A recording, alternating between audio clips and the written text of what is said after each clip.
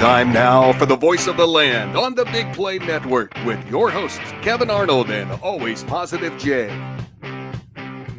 The only advantage to taking a couple weeks off or having 2 weeks between a show, when you only do a show once a week anyways, is that it gives you more content to talk about when there's not a whole lot going on over the last week.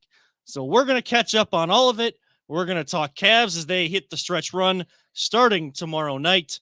And we will be joined by the co-founder and CEO of the Cleveland Professional Soccer Pro Soccer Group. That is Michael Murphy, a captain in the U.S. Army as well. So we're going to talk to him about what their mission is. What is hashtag NWSL2CLE? I know what it is. Peter and Jay kind of know what it is, but for the masses, we're going to get their mission and why is the growth of soccer here in the city of Cleveland, why do they think it has a home and where do they think it can go from where they're at right now? And what does all of it look like? We'll get into that. And of course, we always have a fun segment at the end. As the big voice guy told you, this is the voice of the land here on the Big Play Network, partner with LPD Productions. And of course, thank you to our friends over at Vector Technical. They'll get the right person in the right job the first time. Now we got several storylines, headlines, whatever, however you want to call it. We're going to change up the first segment a little bit. We got a lot of stories out there we haven't had a chance to react to. We're just going to give a short reaction because at this point you've heard it all and what we say isn't going to change what's going on. So we'll get into that.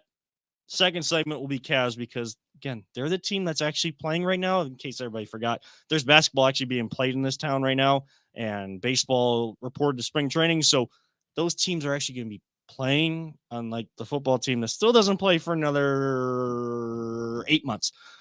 Before we get into that, though, you guys don't know that I'm doing this. I'm throwing this at you right at the start of the show.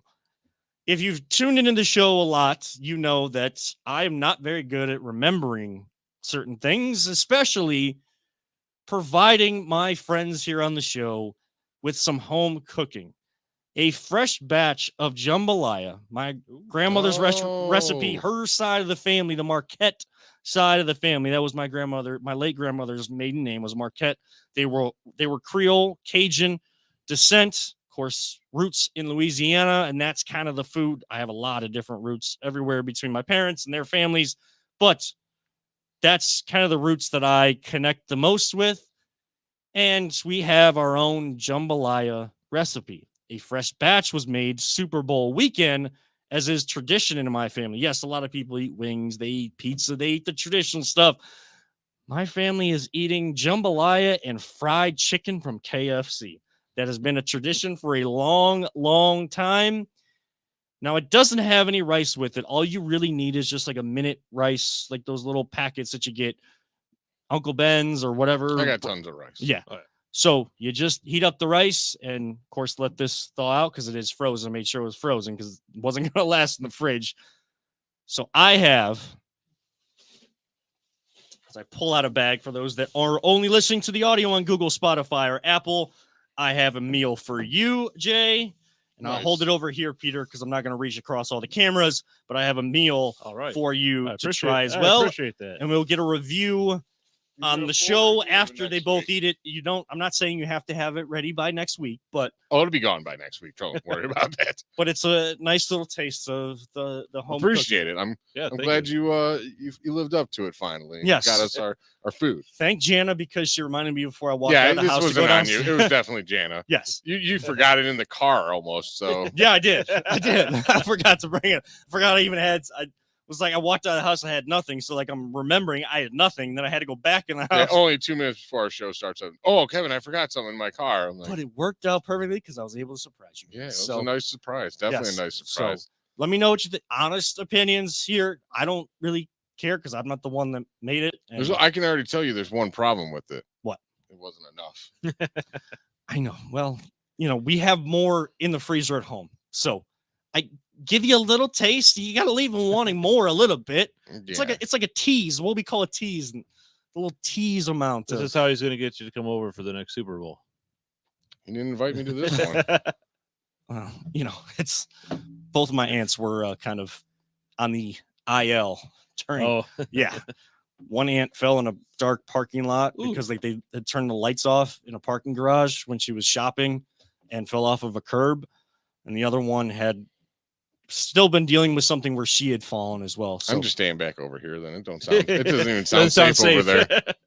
yeah. So, but we might be clumsy, but my family, I would say, are good cooks, especially when it comes to the Cajun side of things. It's not like too spicy or anything. They make sure it's not too spicy because grandpa still eats it. And, he's 97, so his stomach's not going to handle the spice and everything, but they've made it spicier in the past. So if you want a little more kick to it, next batch. No, I'm good. Okay. I eat enough Tums as is with heartburn, so I'm good. Trust me. The Tums come in handy sometimes. Oh, dude, I have Tums. I'm not joking. In my what is that? The little dresser next to your bed. There's one in my kitchen drawer, and in both cargs, the center console, there's Tums. I got heartburn problems, bro. I got heartburn problems. Like when I need a Tums, man, it's got to be available at all times. We have some always at the I'm ready. a Browns fan, dude. What do you want from me? that's true. Yeah. I've also found these things. My sister put them on, put us onto them. I think she got them on Amazon. These tummy tamers that, because both her and I have gluten sensitivities and dairy sensitivities. More so the dairy I still stick away from, but if I want to dive into a little gluten and have not cardboard, but actual bread or actual wheat, flour, whatever. Yeah, on an empty stomach, you take one of these, and then the only downside to it is when you burp, it tastes like peppermint. Yeah, I'm not a big fan of peppermint. I am, but it's weird. It's a weird peppermint. So, but they actually work. So credit to my sister for that. Don't know how to transition out of this. Like I told you, man, if you're a Browns fan, you're gonna need all this stuff. You're gonna need tummy tamers. You're gonna need Tums. You're gonna need Pepto Bismol, Advil, possibly other stronger drugs. We don't condone the use of that here on the show, but he's not wrong. I can't say that he told a lie there. So let's There's been a lot of crazy talk. There's a lot of crazy talk going on, and like I said, I wanted to change things up a little bit here in the first segment because you even brought up Chubb, and I forgot about that whole story going on with Nick Chubb, and then the Watson getting traded for Daniel Jones. See, I wasn't going to give credit to that. I have to. I'm not going to even say his name because I can't stand the dude. I think he's garbage. He's banned from the show. I don't even care if he wants to come on my show. He ain't coming on ever, dude. I will never let that man on this show. He knows about this show at all. But go ahead. Definitely watches, dude. He Who doesn't watch? Come on. But yeah, that dude's banned. We all know who he is. Since I'm seeing a number 2 on one of our live streams, there's about 10 trillion people that are watching our show. Yeah, and then people talking about now the Browns cutting Nick Chubb for a salary cap. Like, no, they're just going to restructure his deal, add on probably a couple more years, give him a big fat bonus, so it's all gravy. So Nick Chubb ain't going nowhere. Let's all stop freaking out about it. So let's start there, because people bringing up that conversation, they're bringing it up because a lot of fans, we're fanatics for a reason. We don't. Yeah, we're crazy. The whole part of sports being a business, we know that deep down, but that goes by the wayside when you have that player that you absolutely love, that you feel is the heart and soul of the team. I don't like people telling those fans that they can't bring emotion into it when they're saying whether he should stay or go, like if they'd be okay if he went. I think some people are a little too open to him leaving and going running back by committee. And to me, it doesn't make any sense because we can get emotional about the guy, but saying he's the heart and soul of the team isn't just a fan take. That's a team take. I guarantee you they will say it. That's real. So you thought that they were surprised when Alex Van Pelt was let go. If Chubb were to be not, and this is again all hypothetical, if Chubb were not to be here, I know the players would know about the business, but that one would really hurt and hurt. I think that would mess up the locker room big time. Dude, you got a guy that works his butt off all year round, doesn't say anything, doesn't get into the press, doesn't get on TikTok or Instagram or any of that stuff. He just does his job, works harder than everybody else. It's fantastic on the field. It's just is like the perfect player. Dude gets hurt and then you're going to cut him. What does that say to your other teammates? Like, dude, I get hurt. They're just going to let me go. Like, this dude did every single thing in the world right. He's the entire fan base's probably favorite player, and they let him go. Man, they're cutthroat here. Like, no one wants to play for a team like that. No one wants to play for a team like that. And again, look at what he brought when he was able to walk out and smash the guitar, or he was just present on the sideline. Like, look and see what that did for the team. And yeah, I know that there's questions. He had double knee surgery again. So did Adrian Peterson. Right. Who's got like that dude? With modern medicine, how he punishes his kid, but Adrian Peterson is like that same kind of style back, and they both are one of those people that just like work nonstop, and they just constantly are at it, and they will not give up. Like, I actually am not that nervous about Nick Chubb coming back. He's a freak of nature, dude. Have you not seen these guys' workout videos? Like, he's insane, dude. Like, is it going to be the Nick Chubb? No, but 95% or 90% Nick Chubb is still better than 90% of the NFL running back. And here's another thing, real quick. Sorry. Yeah. And everyone's like, oh, we got to draft a running back because we ain't got nothing. Dude, Jerome Ford was really good last year. Like, can we stop crapping on this dude? Like, Jesus, he actually had a pretty good year for a makeshift line that was put together. Like, he was actually not bad at all. He was pretty good. Yeah, and he showed you why they drafted him. I mean, this team has also shown you that no matter how good of the cornerbacks that they have and running backs that they have, they still seem to draft them somewhere in the draft. Me breaking down any sort of draft, that's definitely not going to happen because no, I'm not doing that right now. I don't even have a first round pick. So yeah, it hurts talking about. We don't know enough. Like, I watch a lot of college football, and I still don't know enough about the players that are in this draft for the first round, let alone, you know, every so-called expert, and I put expert in quotes, is going to tell you, well, this fifth round pick, man, that guy should have gone in the second round. This is the steal of the draft. Yeah. Everyone.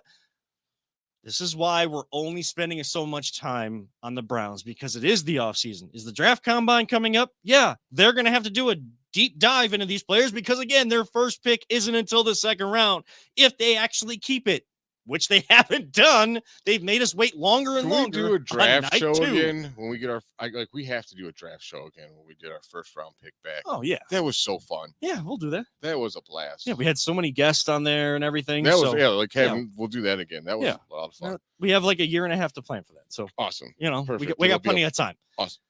There's 4 years to plan for possibly a new stadium, a renovated stadium, possibly a stadium close to where we are here in Parma, out in Brook Park near the airport where the old Ford plant used to be. A lot of people have opinions on this. Jay, I told you I don't care. I told you before the show, I let some of my take out. I don't care. I don't know why we have to talk about this every single day. The reason for that, it's not because I'm not a season ticket holder and I don't get to go to the games. I'm, running all the highlights and I'm at work during the games. It has nothing to do with that. Like, yeah, I would love to see a dome here to get all the different events. The Browns are going to do what they're going to do. There's going to be a little battle with the city of Cleveland, politicking and all of this money stuff that I don't know much about. Everybody wants an answer right now, and that's what today's culture is about. You're not going to get it. I have accepted that. I mean, it's going to come soon, though. We are going to find out soon because the time is like they're running out of time. They're running out of the lease is up in 2028 with the city and on the lakefront. It takes 3 to 4 years to build a stadium.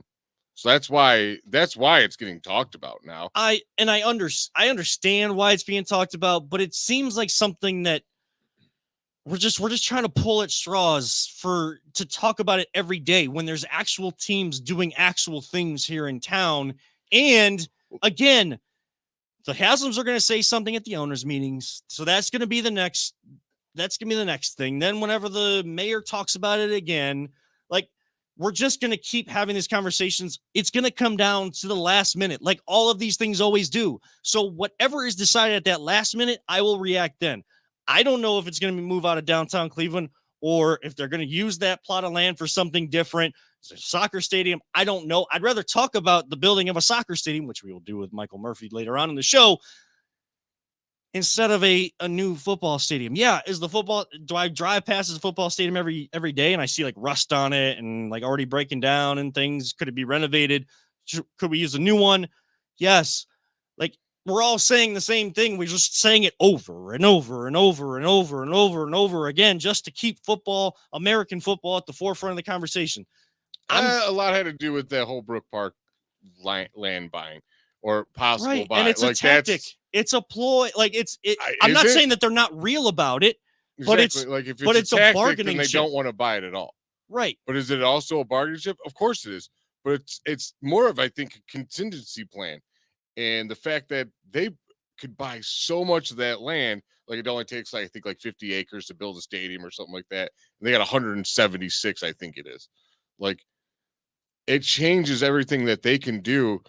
And I mean, like I said, I'm a season ticket holder. Like, I so badly want a new stadium. I hate going to this stupid stadium. My dad helped build the thing and I want it destroyed. Like, I hate that stadium. I think it sucks. There's nothing good about it. It's not an enjoyable place. I'm tired of freezing my butt off in the like late games or being rained on because I'm in the 500, so it ain't fun up there. Like, I don't care where they go. They can figure that crap out. All I want to do is like, I just want a dome. Like, I just want an enclosed structure so I could have the nice elements finally. I could be wearing what I'm wearing right now to every single game. And the reason I want to talk about it is, like, I hope someone that pays attention, that does anything over there, just hears me like I'm another person that just wants it. Everybody wants it. Please. I think it's about putting some pressure on Cleveland to do it. Ethan chimes in saying it's better than FedEx Field, which, I mean, he's out in Virginia, so he's talking about where the Commanders play, I believe. Well, so yeah, because everything's better than anything that they have. Like, they finally got rid of that garbage owner that tortured them. But look, I selfishly want a dome because I want a chance at WrestleMania. Everybody thought I was going to say Super Bowl. Because, like, cold weather cities that have domes, they've been given Super Bowls in the past. I don't even care about any of the events. I just want my damn Browns games to be warm. I want a WrestleMania. Like, and there was rumors in October that Cleveland could be getting SummerSlam. Like, summer's a better time to do an outdoor type event. Like, yes, give me the premium live event here. They're going to Perth, Australia this weekend. The show starts at 4:30 in the morning. I'm not waking up to do that. I'm going to watch it on replay. Sorry. Double A and Kyle. What is your opinion? Do you think the stadium should stay downtown, or do you think it should go somewhere like Brook Park? Honestly, I don't care because it doesn't move the needle for me. Right now, it doesn't move the needle because Kevin, you cover sports, so like you might be going to the games or something. Like, as a fan, would you rather go downtown to the stadium and deal with the way it's set up right now, even if let's just say they put a dome, or would you rather go to Brook Park where it's completely different? I don't care. All right. Right now, I don't care. Like, I really don't, because I'm already used to going down to where the stadium is. I've figured out how to navigate all that. Is it crappy to navigate everything and get to where the stadium is downtown? Sure. But that's why I thought that the Haslams were going to try to connect downtown to the lakefront. And, like Burke Lakefront Airport, everybody hates Burke Lakefront Airport. It's empty land that's not being used. Well, they could build that up into some sort of little. So that's what it's a landfill. I don't think you could build. But then you take away my air show, which is only once a year. I understand, but you can't build heavy structures on Burke Lake. Am I correct, Peter? Isn't that a landfill? Well, yeah, but so is most of Manhattan. Yeah. I mean, so I think that I know you're right. I mean, it was filled in, a lot of dredging and stuff like that. But I think, Manhattan's the same way. I think if they probably you'd have to bore down to like bedrock underneath for like pylons, but I'm sure they could build something on there. I mean, they build crazy shit all over the place. They could build it on the lake. Where would you want it, Peter? Do you care? Honestly, you know what? I love it. I love it being downtown just because it's iconic being downtown. But honestly, if it were in Brook Park where you have easy access by RTA, there's plenty of parking down there. There's a lot of room for expansion, and since it's right by Hopkins, It's easy for people to get in and out. It's easy to have huge events there. You get a flyover every single game. You have right multiple. You have and if it's a dome, which it should be, then you have the opportunity to bring in all sorts of events, and there's so much access from the freeway.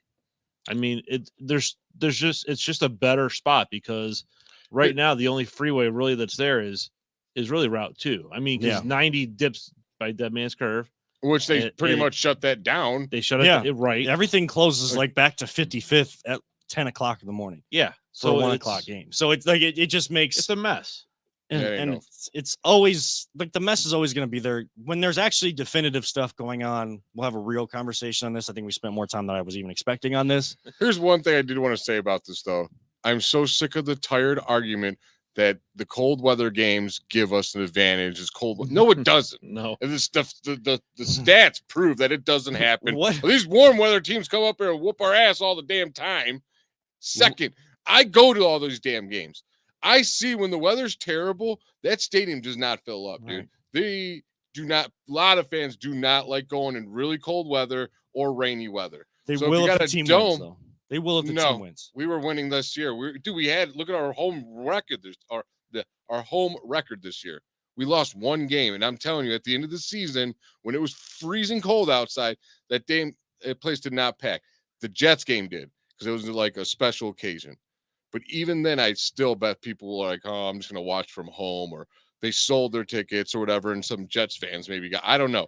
Best example of what Jay's talking about is the Saints game from 2022 when it was the worst weather you can go through. And we were supposed to have the advantage and we got our butts whooped. So, and if it's enclosed, that sound is going to be amplified so much. It will give you such a better home field advantage. They could literally construct it to make our yelling amplify in that field so that the defense can never hear anything. Take Seattle's construction for an example and put that in an enclosed That thing's like an amphitheater for the field, and it's great. But, Kevin, that's all I got. I'm done. All right. I can't talk about this for 4 hours. That's all I got to say about it all. That's why I was like, let me get this last thing out, and I'm good. Some people can, and I don't. That's why I don't care, because too many people are spending way too much time. I think it's because people are spending way too much time on it instead of succinct conversation like we just had and move the heck on. We are going to move on to our first break of the night. On the other side, Cavs on the stretch run ahead of our guest here tonight. So we're going to talk a little Cavs basketball. This is the Voice of the Land on the Big Play Network and the On Air Podcast Network as well. Whether you're looking to hire new talent or start a new career, Vector Technical has you covered. Vector Technical is a 28-year-old staffing firm that has helped thousands of job seekers advance in their career with reputable partners throughout Northeastern Ohio. Vector Technical is more than just a temp agency. With an above-average hire-in rate of 1 in 4 candidates, Vector works hard to connect the right person with the right opportunity the first time. Vector Technical hires for skilled manufacturing and light industrial work and is sure to have a career that you've been looking for. To learn more, visit our website at www.vectortechnicalinc.com. Welcome back to the Voice of the Land here on the Big Play and Be On Air Podcast Networks. Of course, you can also hear the audio on replay on Google, Spotify, Apple. Make sure you subscribe to our YouTube channel where we go live as well. We're live on Facebook and Twitter. Yes, it's Twitter and YouTube all the time. We were trying to go through all these different topics, testing something out in the beginning. I don't know if it worked or didn't work. I think there was just too edgy of topics to start things out. But the Cavs are coming off the All-Star break. I think we can all say that the All-Star game is dead, and it's going to take a lot of work to try to fix it. Because guys just don't. That was garbage. That annoyed me. I think it annoyed a lot of people, dude. See, and you guys know the NBA All-Star game used to be my favorite out of all the All-Star games. I don't even know which one to pick now. I guess MLB, it's just another baseball game. MLB was awesome. They shouldn't have changed it. They should give the home field advantage to the winner of that. I thought that was a great idea. Like you took it mattering off, but there's nothing you can do to prevent injury because you have to play baseball. You have to throw You're not just going to serve up a bunch of Would home you runs. think that would win in the NBA? That would work in the NBA if they gave the team that the East or the West, whoever won, got home field or home court advantage? Look at the in-season tournament with the money. Like, there's got to be some. I'm not saying it's the I right think the thing. thing with the money is the guys in the lower end of that roster, they knew that they could really, really, really use that money. And that's why they kind of played hard for them. Right. But that was $500,000. Like, I'm talking. And it's the first one. Like, let's see what happens in the next few years. Right. But you're going to put an amount of money. Like, it was good that the stars on these teams were trying to win that money for the teammates that make them work their asses off in practice. You don't get to see them on the floor, but they're the ones putting in the work and making these guys work in practice, trying to make practice harder than the actual game. That's what they were doing, and that's a good thing towards the stars of the league. But the bad thing is that they need incentive. And I'm sure that if there was money involved, we're talking millions. We're talking millions in that pot for winner, for MVP, whatever it might be. But incentive is going to have to be something that's going to make this competitive, whether it's money or advantage in the finals. Both. Make it super competitive. Like, dude, back in the day, those games were awesome, man. Right. And I loved them when they were competitive, but I loved it when they started to back off a little bit because I was getting a dunk contest. The dunk contest was in the All-Star game, not on Saturday night. I don't like, it's boring to watch guys shoot threes from all different distances. Yeah. Is it cool? Sure. But when you see Dame Lillard hit 8 threes from the logo because no one's guarding him and he can set the shot, he can get the ball fixed in his hands however he wants to knock down that shot, just like in shooting practice with no contention at all. Like, that's boring. Just watching 3-pointers go up is boring. I liked it when I got to see athleticism. See, yeah, like, I mean, even in really hard defensive games, as long as there's a fast break, whatever the fast breaks are, or 2-on-1s, which they happen a lot, especially when you got talent like that, those are when you're going to get your highlight awesome plays that you love. And I love. The highlights have gone away even. Like, that's, there was very little highlight. Like, the highlights are 3-pointers. I don't care how far away you're shooting them. Like, if I see it just once in a game, it's like my eyes go wide. But I'm seeing it 8 times from one player. Me, you, and Peter, we can all go to a court right now, and we could sit there and fire threes all day. And I can go from anywhere. And I'm not going to make them as much as they do, but I could do it. Yeah.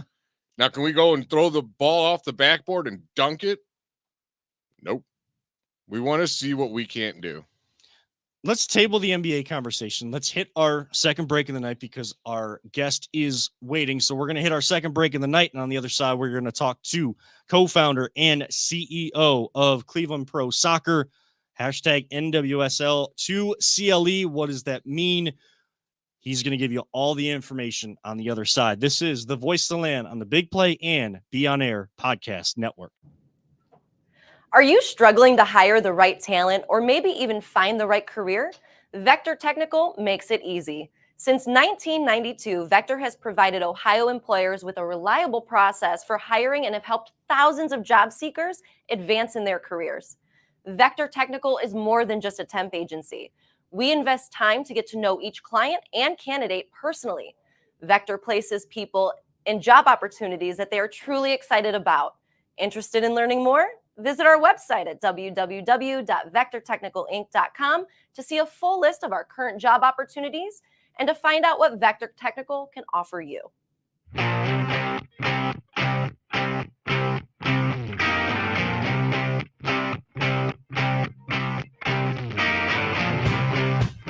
Get your gear at voiceoftheland.com/shop. Welcome back to the Voice of the Land here on the Big Play and Be On Air Podcast Networks. I am Kevin Arnold. On the other side, it's always Positive J, of course, Peter Tellup alongside as well. You never get to see him. He's just our own humanoid AI system that we call audio.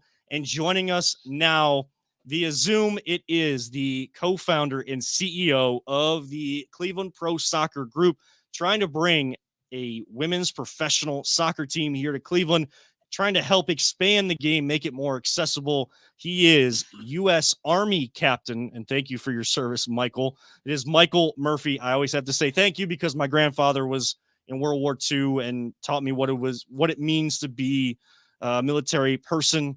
And I know that it's always tough to hear thank you, but thank you for your service and thank you for joining us here tonight. Appreciate the opportunity to chat with you and talk about our project here. So, Michael, I mean, I'm definitely the soccer aficionado. If we're just looking at the three of the guys here, Northeast Ohio. No, not. Yeah, Jay. he is. Don't let him be humble. Yeah, he Jay, is. stop, please. But I know what you guys are doing in the NWSL, of course, is the Women's Professional League. We're trying to bring a team here, but just take us back. Where did this mission start? Why the sport of soccer? What is it about that you think resonates here in the city of Cleveland? Yeah, no, thanks. It's a great question. It's a fair question because the game has not been in my life like it's been in your life for a lot of people's lives for a long time. In a previous lifetime, after the Army, I had a company with my business partner then and today, Nolan Gallagher. He started Gravitas Ventures. It was a film distribution company. We started in Los Angeles, ran it for about 15 years, moved the entire company back to Cleveland in 2019. Had a couple successful exits from that company. In November of 21 is when we had the last exit. It was around that time that we became aware that Cleveland was the last top 20 market in the country without professional soccer. I did not know that. And we thought that was interesting. And there was an idea that we had to build a stadium. I thought that was interesting. And Nolan and I are very much Clevelanders through and through. We wanted to move our business back here. We wanted to be part of the business community and part of the economic job creation opportunity in Cleveland. And I'm going to speak personally now. I was looking to do something transformative for the region, the third quarter of my life, so to speak. And the more I looked at soccer, the more I said, this is fascinating. This is a global game that's missing here in Cleveland, both on the men's and women's side. The facilities are missing.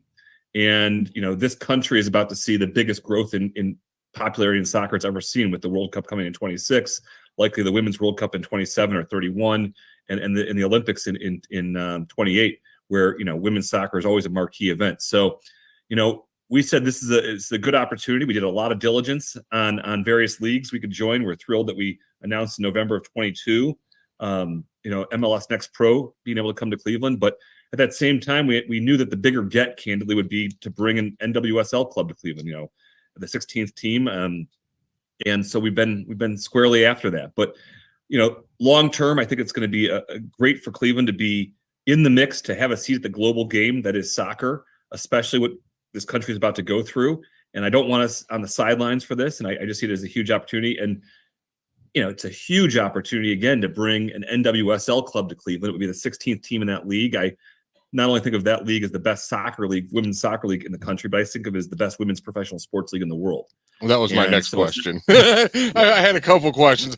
I'm not the professional soccer guy, and you answered it. I was going to say, Kevin was telling me this is your league you're getting into, because soccer leagues for me get very confusing, and it's like the top notch is what pretty much it is. If you look at the league, it's where the stars play, right? So our U.S. women's national team has been a standout for decades now, despite our early exit recently, in the round of 16 in the last World Cup. But on that U.S. national team, 22 out of the 23 women play in the NWSL. So the stars of U.S. soccer play in this league. So we want the Alex Morgan, Sophia Smith, Trinity Rodman to be playing in Cleveland, or maybe play for Cleveland. So that's one thing. The other thing is that league has seen unprecedented growth right now. Last year, they averaged about 10,400 fans. That's a 40% year-over-year growth. Ratings were up 32%. On nationally televised games, it's really interesting. They're not at parity with MLS yet, but they're not far behind. What's far behind are the dollars still. The dollars and sponsorship and broadcast rights are still much larger in the men's game. But the NWSL is catching up quickly with this new historic media rights deal, which is like 40 times more than the last one. But key there is who's picking up these rights. So kicking off in March, it's going to be Amazon, ESPN, CBS, and ION. And as I mentioned in a previous lifetime, we were at Gravitas Ventures. We sold a lot of movies to Amazon. And I'll tell you one thing about that company is that they know more about their customers and more about what will scale globally in terms of content than really anyone. So, we think this is a really big opportunity for, the ownership group to invest alongside industry heavyweights like Amazon and Apple, who's carrying the men's on Major League Soccer, and also for our, our city, county, and state to invest alongside those heavyweights too in getting this facility done. Michael Murphy, CEO, co-founder of Cleveland Pro Soccer, is our guest. Michael, I got to ask, I don't know how much you can divulge into, but where does this process, this push to bring NWSL professional soccer outside of of course, MLS Next Pro coming in 2025, but especially on the women's side, where does that stand, or what processes are you guys going through to try to bring that next team in NWSL here to our own backyard? So the process is being run by the league. It's a formal process that they run. They kicked it off last November. The commissioner, Jessica Berman, actually gave a press conference right before the championship game of NWSL. It was in mid-November, and said, hey, we're going to kick off the process to add a 16th team in 2026 to the league. And she said there's a lot of competition out there. So there's at least a dozen qualified markets. And she said she only mentioned 2 by name, Cleveland and Denver. And so, we had raised our hand previously. Yeah, I know. Here, you got to go them again. But, it's a competitive process. But what Cleveland has that a lot of markets don't have is, and candidly, we're behind, but we can use that to our advantage this time because there's no professional soccer here. So if the league were to come to Cleveland, they would be the top soccer brand in a major market, in a top 20 market. That's really interesting for that league. Gives them a lot of runway to be the top brand. And, more so, they're only going to come here if we're successful in putting together a stadium plan. I mean, it's a big reason we talk soccer. One, yeah. Kevin loves it. I'm learning it. But I know that it has a huge following. And every podcast in this area, they talk the same thing. All Browns, a little bit of Cavs, a little bit of Indians, Browns. Well, we're not going to do that. We're going to support people like you, and we're going to talk soccer because that's going to be our niche, as we know they're out there. Tons of fans that want to listen to us. Same thing. Like, if we're the only one, we're hoping to get more listeners. If you're the only team, you're going to get more fans, obviously. It makes perfect sense. The passion for the game runs deep in Northeast Ohio. In Ohio, it's been a hotbed of soccer for a long time. We've had a lot of great soccer here. It's kind of been fractured a little bit because there hasn't been a top professional team for good soccer players to develop and roll up to. We do not have currently in Northeast Ohio a pro player pathway like they do in Columbus, for example. You've got kids commuting down to Columbus a few days a week just to be in the Cruise Academy down there because we don't have that type of process here. But we aim to change that both on the men's and the women's side eventually. But it starts not just with youth, but it goes back years and years where this city and this region was built on a lot of proud ethnic groups, whether it's the old school Croatians or Slovenes or Irish or I'm from Slavic Village, man. I know exactly what you're talking about. Soccer's huge. The Polish or the newer immigrants, whether it's Salvadorians, Guatemalans, Ukrainians in Parma, soccer is the common language. And so we really want to make sure that we're reaching out to all these groups, and we've been doing it to let them know we're here and let them know that this is something that Clevelanders can rally behind together as a common denominator. We want to be bilingual from the jump. That's a huge opportunity for us to capture, that audience in Cleveland, whether it's or outside of Cleveland. Huge Mexican populations in Painesville, in Lorraine. Soccer is in that culture, in that blood. And candidly, the U.S. our federation is doing a great job with the Mexican Federation right now, promoting Leagues Cup cross play that we have a bid in with the Mexican Federation for the Women's World Cup. It's a really exciting time for this game in this country, in this continent. Michael Murphy, CEO, co-founder of Cleveland Pro Soccer Group, joining us talking about trying to bring NWSL, the Women's Pro Soccer League, the best pro soccer league on the women's side, here to Cleveland. And Michael, Jay keeps saying it, and how the passion that runs deep. I'm one of those people. Through my veins, soccer runs as deep as it possibly could through me. I've loved this sport since I was 5 years old, seeing a video of David Beckham and going to the crunch camps. We'll get into the crunch here in just a minute. But what you guys are trying to do, especially bringing a women's pro league here, everybody's unfairly seen women's sports in the past as a separate entity. And yet it is as pure as the men's side. To me, it's just sport. And I've coached girls. I've coached them at the youth level. I've coached boys. I've coached this sport so much. And what are you guys trying to do from a youth growth in the game standpoint? Because I saw this on your guys' website. I've been doing a lot of research.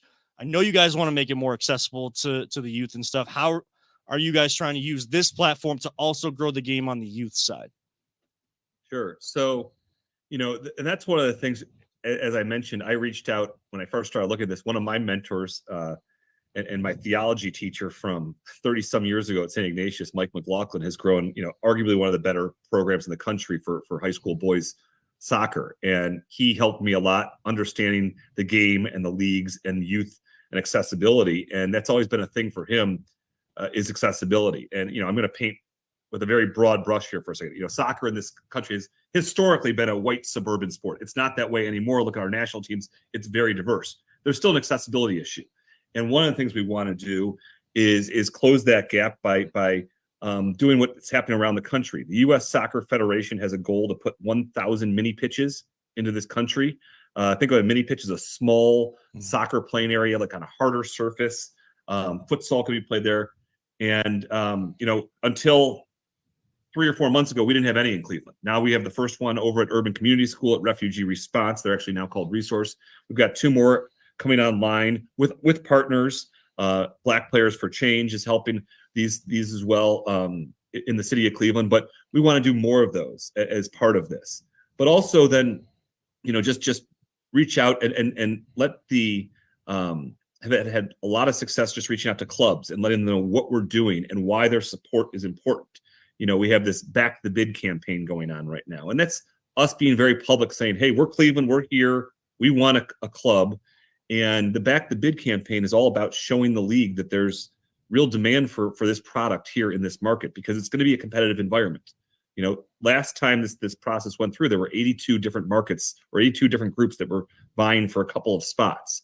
And, women's professional sports has only grown in popularity. You mentioned that it's maybe been looked at as a second-class citizen in terms of professional sports for a long time, or a third or fourth-class citizen. It has not even come close, but we are clearly at an inflection point right now, I think, in women's sports, not just professional sports, but also amateur sports. We're about to host the Women's Final Four here in Cleveland. And if you don't think women's sports are big and popular, just talk to me in mid-April, because you're going to hear look at the basketball All-Star game with Sabrina and I was going to say that was what's his name? She having the shootout contest on a weekend where a lot of people criticized what happened in Indianapolis with the NBA All-Star weekend. The one thing that everybody came out glowing remarks of was Steph Curry versus Sabrina Ionescu of the New York Liberty, and that shedding a light and crowds growing for the WNBA. She went toe-to-toe with the greatest shooter of all time. Like Caitlin Clark in college basketball is the thing you have to go see. It's not a player on the men's side. It's Caitlin Clark, and then you're seeing all these other players, the players with LSU, Angel Reese and Haley Van Lith. The names go on and on and on. Like he said, he brought up when the women's team went out early this year. Dude, everyone was really mad about that. They were like, "Oh, we're better than this." But it shows the talent around the world. It's because they cared. That's why they were mad. When our men's league would go out, everyone's like, "Oh, we're out. We're supposed to be out." But when the girls' team went out, we were like, "Whoa, what's going on here?" Like, that's a respectable soccer team there. You know what I'm saying? And I wanted to ask you, my uncle is actually the scoreboard engineer for the Columbus Crew. How close of a stadium's like? Do you guys plan on making a stadium close to like what that's like, or something on a smaller like scale? What is your guys' envisionment for like a stadium? Because we were talking stadiums earlier today. So if you're comparing it to lower.com, where the Crew plays now, I think that's about 21,000 capacity. It's either 21 or 23. What we're eyeing right now in Cleveland is something that's about 12,500. Ideally, we'd engineer it so it could be expanded in success, should we need that. But what we're trying to draw here, we think that's the right size. We think that venue fills a gap in our inventory here in Northeast Ohio. It could be used not just for, women's professional soccer, which is the primary tenant. Our next pro team can play there, but there's other users potentially of that facility too.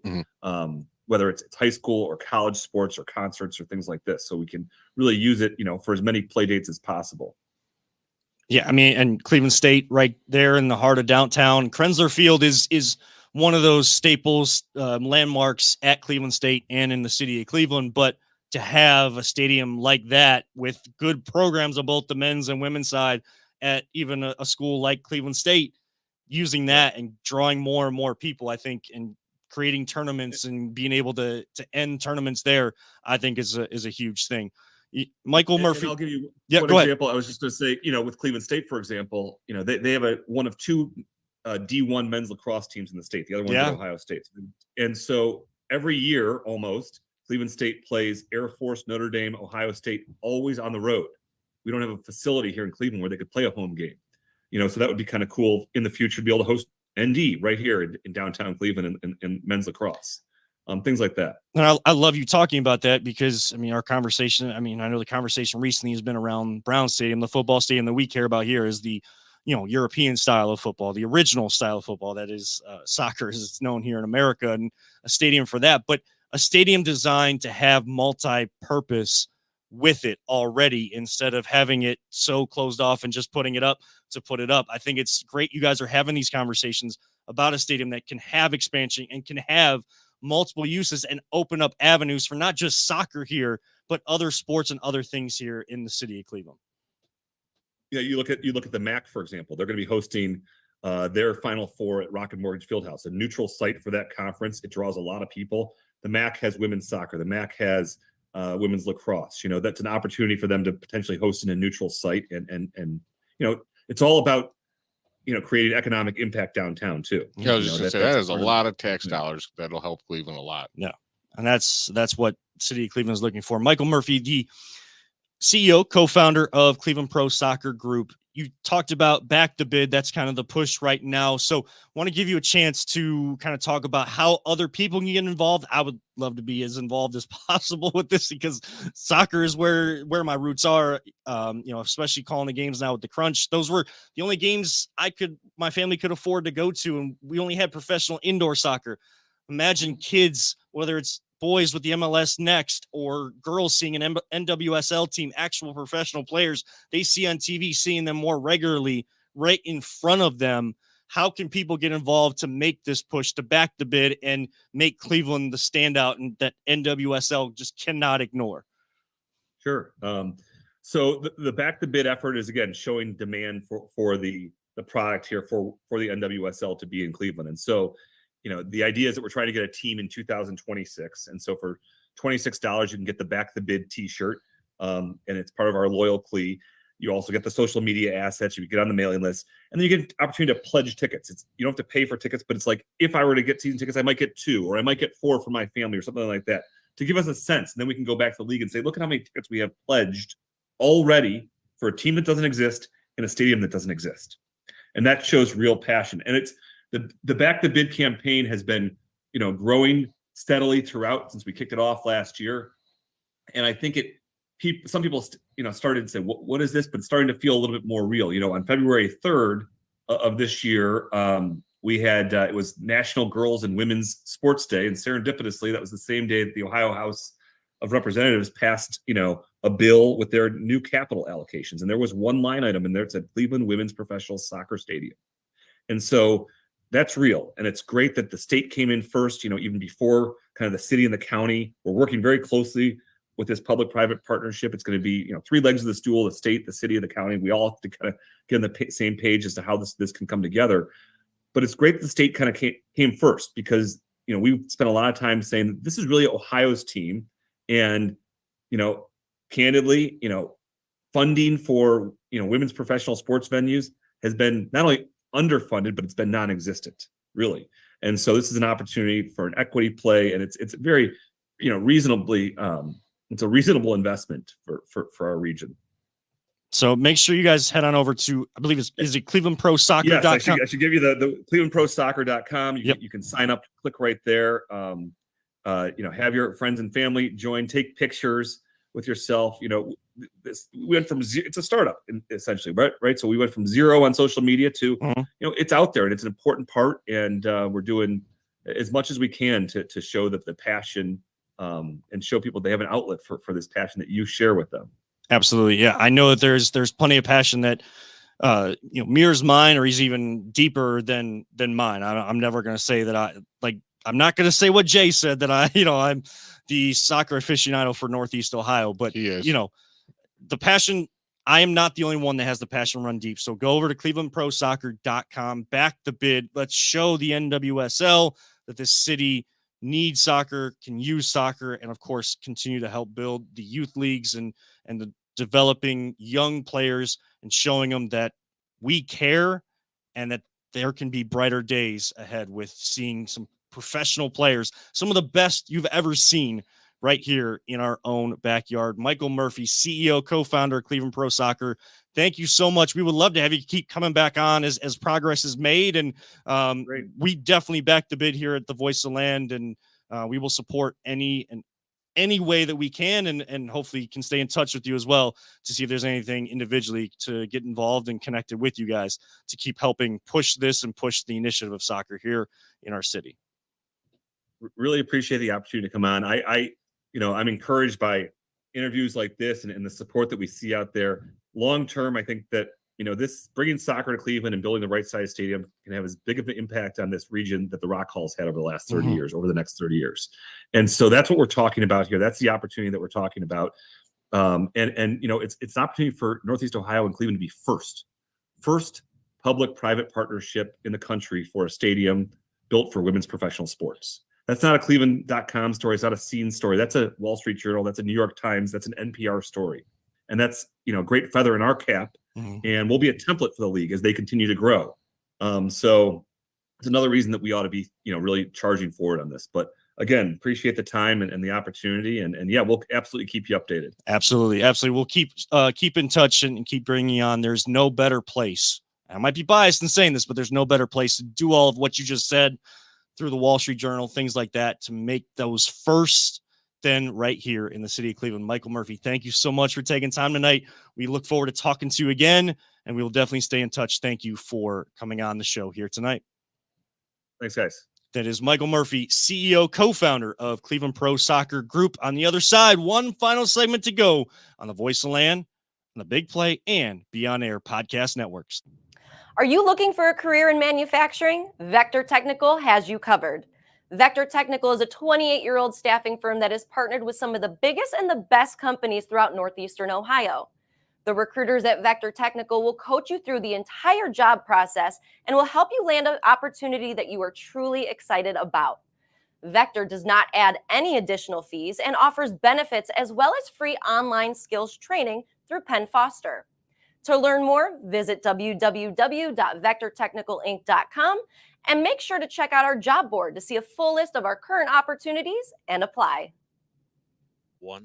Welcome back one final time to the Voice of the Land here on the Big Play and Beyond Air podcast network. What a great conversation with cool. Michael Murphy. That was a nice one. So sure. Again, I kind of said on the break, I might be selfish in doing this, and I don't mean to take over the show by doing this, but I try to use my platform any way I can to promote the sport that I love. Trust me, I understand where soccer is in the pecking order of sports. Well, now you can understand my passion of how bad I want an enclosed stadium. We are just different in passions. Yes, different in passions. And again, like I said, I know where soccer is in the pecking order. But I care about your passion. Care about your passion. When I asked you, I don't care. I'm like, well, damn. I didn't say I don't care about your passion. I know. I'm messing with you. This is what we do, Kevin. I haven't messed with you all show. I got to get you once in a while. Is this the fun that we're going to have in the final segment? We haven't even got a chance. I thought of a fun segment that I threw to Matt Fontana's show for his next bracket. I don't know if he'll do it or not, but let's touch on that here in 1 second. We'd be remiss if we don't talk Cavs because, again, I feel like they're kind of being pushed to the side, even though they're Here's my problem with the Cavs, and it's not the Cavs. Why is it every time we're so red hot, All-Star break comes? That happens to us all the time. You want to know something? I think it came at the right time. We're going to be playing 12 of the next 18 days. Stupid Paris trip. Yeah, the Paris trip, of course, they got to catch up on some of their games. So they're going to. I'm sure that Garland is probably going to sit out with, his, to recover from something minor. Donovan Mitchell will be out. I know Donovan Mitchell got a day off of practice today. He got an additional day off because he was the one actually doing stuff this weekend where, he didn't get a chance to go to Bahamas, Barbados, wherever these players went to get some sun. For this team, though, I think it came at the right time because Evan Mobley and Darius Garland just came back. There have been a lot of guys logging a lot of minutes. and pushing this thing to the brink until those guys came back and they were just able to sustain that going into the break. Now, are we going to see maybe some missed shots tomorrow night at the beginning? I could see that from both teams because, you haven't played in a week. Most of these guys haven't played in a week. Donovan Mitchell and Pablo Banchero did. And that's Pablo Banchero is the main star for the Orlando Magic, who will be in town tomorrow night. But guess what? The Cavs got to play tomorrow night and Friday, back to back right away. They play 5 and 7 or something like that. Something like that. And 12 and 18. That's a tough stretch. No matter what type of teams you're going against. We'll have a lot to talk about. We'll have a lot to talk about for sure. Maybe we'll have a food review next week as well on the show. Maybe. I might make you wait a couple weeks. I don't. Maybe even a You year. guys take your time. Savor it. Savor it. Let me know. I'll probably eat this damn thing tonight. I ain't gonna lie. If you do, But you'll get your review when you get your review. Okay. Making you wait. We had to wait. Yeah, that's fine. That's fine. That's fair. I'm here for all of it. But yeah, I think the Cavs kind of being pushed to the side. They're the number 2 team in the East. And I know why I think it is. Because I don't know who's power ranking. They were like 3rd in the power rankings. I think they were first the week before, though. Really? It was Fox Sports, I think it was, that had power rankings out today. First? Yeah, they had them first going into the All-Star break. Over the Celtics? Because they were the hottest team. But now that they've had a week to kind of, there's no basketball to kind of look at the perspective. Number 1 team is the Celtics. Oh, Fox Sports. They're number 1 in the East. Fans mad, probably. The number 2 team, I think, is the Minnesota Timberwolves. Oh, they're number 1 in the West. The top teams in the conferences are 1 and 2. Then the next team out of the top seeds are the Cavs. So that shows you that people are taking notice of what they're doing. Yes, it all comes down to what they do once the season turns to the postseason. They have to win a playoff series. They have to make a run. They got to do all this. Guess what? They can't prove that to you yet. We're only in February. It's going to be about, can you continue this stretch, or at least can you find another gear? And even if you're not winning 18 of 20, you're still playing better basketball than you're even playing now, because Darius Garland and Evan Mobley don't have minute restrictions, and they're moving the basketball. They're finding this synergy between maybe Donovan and Jared Allen are together. Garland and Mobley are together, and they're splitting up. They were playing really good at the end of the half, even though it's more than half. Do you think that they can even get better? Because I do. I don't think they've even come close to the ceiling. I don't think they have, because you have, again. Here's another thing. Why is everyone so damn scared of the Celtics? Do they have LeBron James or Michael Jordan? I didn't see Magic Johnson on the team. Is Kareem out there playing? No, they got Jason Tatum, great player. He ain't unstoppable. No, he's not. And his partner in crime is Jaylen Brown. He's a great player too. He ain't unstoppable. And yet Jaylen Brown just had one of the worst dunks of all time. Oh my God. Is that the one where he hit the front of the rim? Was that him? No, he completed. Oh, that was Luka that missed it. He completed the dunk in the dunk contest, but he acted like he covered his eyes. But he's he the guy dunked it, went in, and as he's landing, he's 5 steps and then put his like, people were gonna not notice that he wasn't covering his eyes, dude. He was giving the dab. No, I'm just sticking up for him. I don't care. I think he jumped over. It was either him or someone else jumped over a 5'3" guy that they sat in a chair.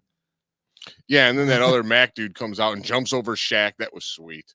I ain't gonna lie. Yeah, that dude can dunk, man. And yet he's in the G League. Is he in the G League? Yeah, he's still in the G League. He says he's not going to give up on his dream to be in the NBA. Oh, I wouldn't. So I play. He keeps making a name for himself in the dunk contest, but if you're only known as a dunker, you're not much of a baller. But I know, I've seen highlights of Mac McClung. I know he's capable of being a baller, but does he let that one moment get so big in his head that he's not focusing on building the rest of his game? Guess what? Zach LaVine, and I feel bad that he tore his ACL. He was that next big thing in the dunk contest. But what did he do after he was done dunking? He developed an entire basketball game. He can shoot from the outside. He can set up other players. He can hit the mid-range. He can get to the bucket. He doesn't have to have those flashy dunks. And he had to change his game after an ACL tear. But that's a guy that, again, proved that after major knee injury can come back and still have success at this level and still be a main player. And he is the main player for the Bulls, and they want to get rid of him. I don't know. But what was your fun topic? let's close out the show the right way. Let's save it for next week, Kevin. Save it for next week? Yep, we're at the end of the show. Oh, man, we're going to go right to an hour. Look I at that. was like, you know what? Let's actually stay on schedule. Let's do it. Let's do it. Peter looks tired. He's got another show coming. Yeah. Hey. He was awfully talkative today, wasn't he? Yep. Yeah. If you say so, Hank Hill. Yeah. So Yep. our buddies AA and Kyle coming in for some WWE pro wrestling talk. I wonder if they're going to wake up at 4:30 in the morning. AA, 4:30 in the morning, Perth, Australia. Oh yeah. Okay. Yeah. I'm not doing that. Yeah. Yeah, I'll be ready. I'm He's gonna ready if you guys can't hear him. I'm gonna watch the. Yeah, he's ready at 4:30. I'm gonna watch the replay at like 8 or 9 in the morning. I ain't watching. I got 8. I'm gonna do that while I prep for the Crunch. Crunch are at home this week against Rapid City FC again. I may or may not show up because I have tickets that I cannot get rid Oh of. man, this is the one to go see because look, the Crunch are 4-1, could go to 5-1 through the first half and take care of the rivals again who just like to. I'm not gonna get into it. Yeah, that could be a whole another hour. Yeah, there could be. I could cut a Yeah, whole. here we are. Could cut a promo on them, but I'm not going to. But get your tickets, theclevelandcrunch.com. We're Hard partnered out with here, them. Kevin. Hard out here. Stop it. We look forward to working more closely with Cleveland Pro Soccer. Thank you so much to Michael Murphy, the CEO, co-founder of Cleveland Pro Soccer Group, trying to bring the NWSL women's professional soccer, the best league and the best players to our own backyard with many more opportunities with a stadium, hopefully coming soon for them as well. For Always Positive Jay, for Peter Telep, I'm Kevin Arnold, reminding all of you, don't let anyone ever tell you it's just a game. We truly love you all, 3,000. And even if you're a minute late, don't talk about it. Be about it. Like our late friend Mike Allen always used to say, live life. All gas, no brakes. We'll be back next week with another edition of The Voice of the Land here on the Big Play and Be On Air podcast networks.